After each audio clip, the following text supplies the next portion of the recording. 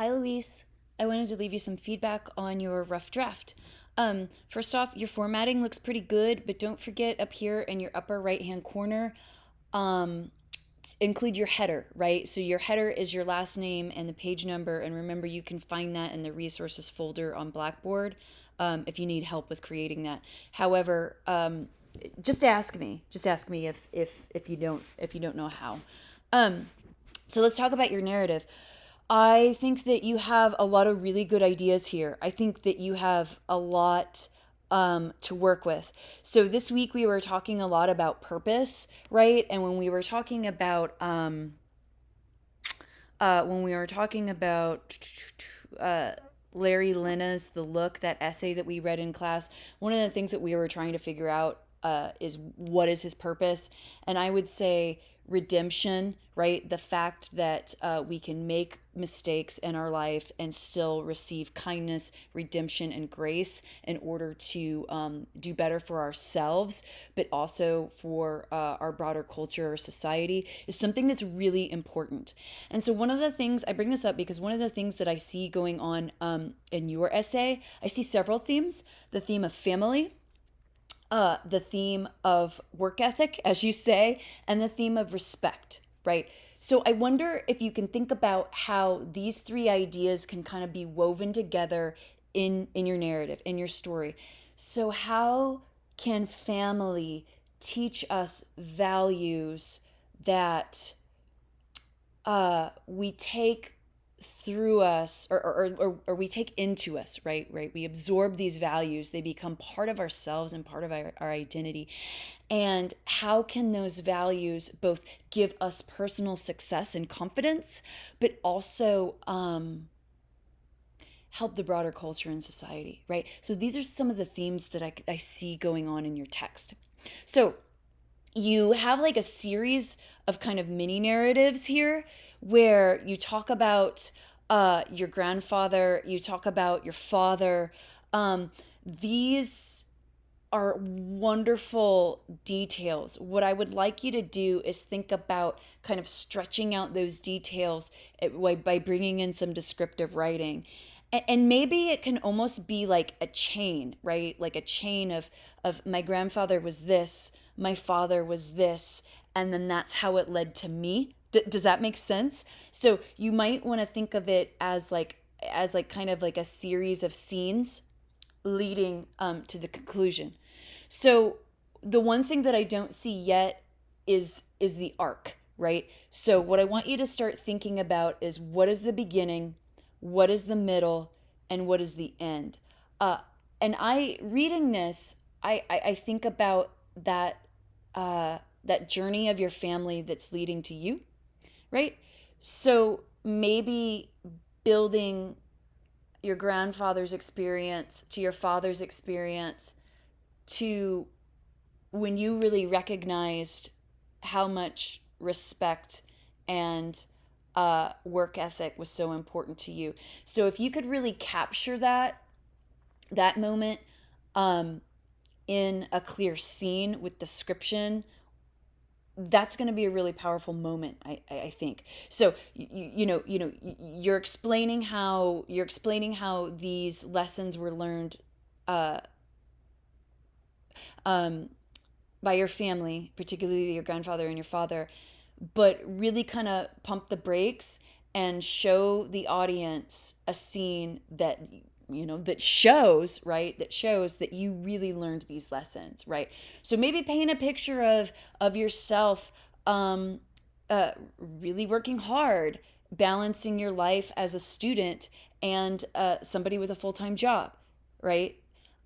Really paint the picture of you showing us how you behave in tense situations, or how you behave on the job when you know people are being impatient or rude, right? That idea of respect and how important that is. So I think if you think about your arc that way, it's going to come through. There's a couple of things in the writing that I want to talk to you about. And I'm sorry that I'm pausing here. I'm just thinking. I'm trying to remember. So you start off by saying, defined by Webster's dictionary, family is a group of one or more parents and their children living together in a unit. To me, that definition does not justify what family means to me personally. So there's two things going on here. First off, pay attention to where you're being unnecessarily repetitive. So you say, to me, that definition does not justify what family means. You can stop there, because to me personally, you've already said that in your opening phrase, to me. Does that make sense what I'm saying? So there's really no need to include it twice. And what it ends up doing is making your sentence kind of clunky, where if you ended it right here, to me, that definition does not justify what family means.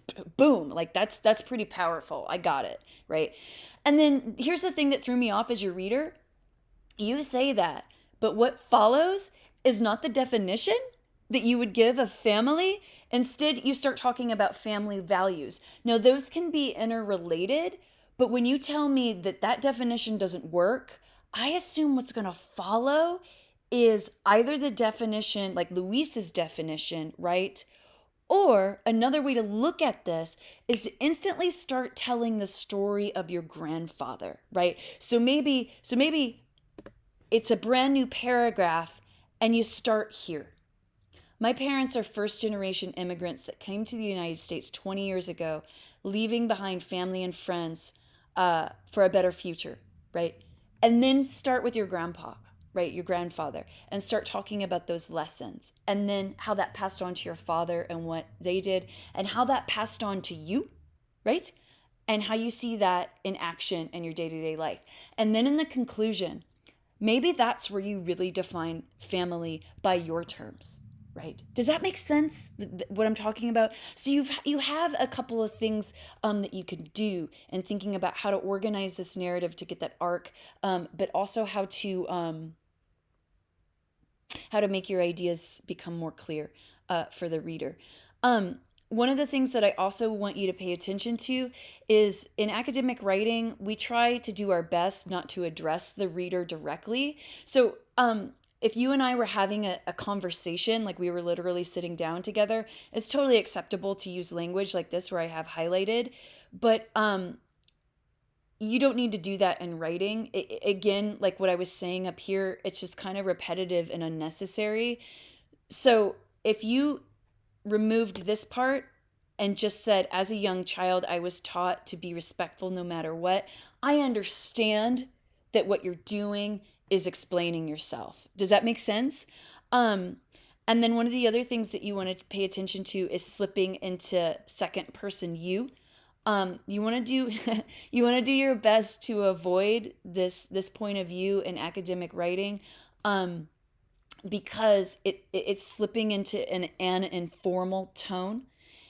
And what we do in professional, when we're writing in professional contexts, we're always formal. And really, when you say that, you don't mean me, right? Because when we write you, it's as if we're saying you, dear reader. You don't mean you mean yourself. Does that make sense? So this is what you really mean here. As a young child, I was always taught to be respectful no matter who the person was, because I never know. Does that make sense? Right? You're not really talking about me. You're talking about yourself. Now, absolutely. Could I learn something from that lesson? Right? I could. And you're sharing it with me, and that's how I'm learning from it, right? So we just want to maintain that level of formality. There was another place in here where you had wonderful ideas. Yeah, here it is. So here's something else that I want to talk to you about, and I'm going to break up your text for just a moment so I can share this with you. So whenever we have items on a list, we want to make sure that they are all the same word type. So this is called parallelism. So what I mean by that is when we have a list of things in a sentence, we want to make sure that they are all the same word type, such as noun, noun, noun, or verb, verb, verb, right? Where things get confusing and where it becomes an error in parallelism is when we have something like, noun, verb, noun, or something like that, okay? So you have good details, but the sentence quite isn't there yet when you're talking about your grandfather. And I lost it. Yeah, you say with him not having an education, not having a family, and just being a teen in a field, there's a way that you can condense all this and uh, make this less clunky, like that other sentence at the beginning. So think about maybe saying he was uneducated, had no family, and was only a teen. Does that make sense? That will help you clean up some of the kind of unnecessary wording that gets in the way of this really powerful concrete description. So we're getting a clear picture of your grandpa and who he is and why it's so powerful that he learned the lessons that he did, but it's all these extra words in here that are just kind of getting in the way and aren't doing the real work to express the ideas, right? Right? Does that make sense? If you can clean those up and really focus on presenting the main ideas, that would be useful. Okay. So I think I've said everything that I wanted to tell you. So there's some good work in here. What I want you to start thinking about is more descriptive details and a good arc. And what I'd also like you to do is go through and begin looking for sentences that could use some tweaking, right? Some cleaning up. Okay? Good work. I'm looking forward to seeing more. All right, bye.